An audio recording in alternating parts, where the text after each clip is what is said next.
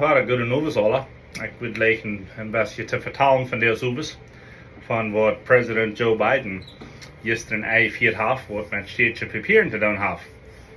Voorweg 3, mir gaat het streng afgegrensd, dat niet zoveel mensen kunnen in de steden komen door asylum. Nu weer de, wat we willen aan de linker ziet, zeer ontevreden dat hij strenger wordt met de grens.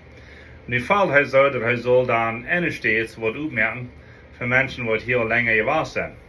En zo, maar nu, wanneer we scheef overgekomen, en ik rede nu niet van hier scheef zijn, hoe je even am tijd gebleven zijn, ik rede niet van scheef overgekomen, entweder met falsche papieren, oder durch Marifa, oder even am tuin, dat naast zich scheef overkomen. Sogar wanneer die met een städtischen Citizen befried wird, dan kunnen we die niet houden. Dan zie ik hier dat wordt niet doen. Wegen die moet toch abwies haben, würde best overgekomen. Gestern hat Joe Biden dat geändert. Er sagt, er sind von ungefähr 500.000 Menschen in den States, die sind aber mit städtischen Citizen befried. Und die haben nu nicht können Papieren einreichen, wegen sie aardig übergekommen sind. Und er wird es aufmerken für die, dass er kann einreichen und wenigstens ein Work Permit kriegen, ab 5 Jahren. Und dann lässt er das bekicken, dass er nicht einmal will, keine Green Card geben.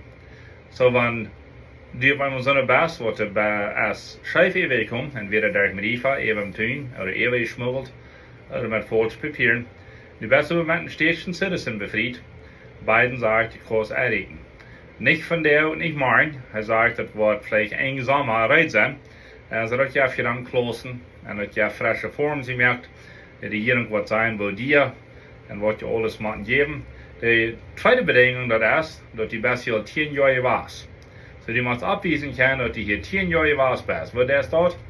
Vielleicht hast du Inkomtax gefällt, vielleicht hast du eine 4-Bill abgenommen, vielleicht hast du auch Bilder, aber viel wird was das sein, wenn Freunde würden einen Brief schreiben und dort bezeichnen, dass die hier 10 Jahre was best.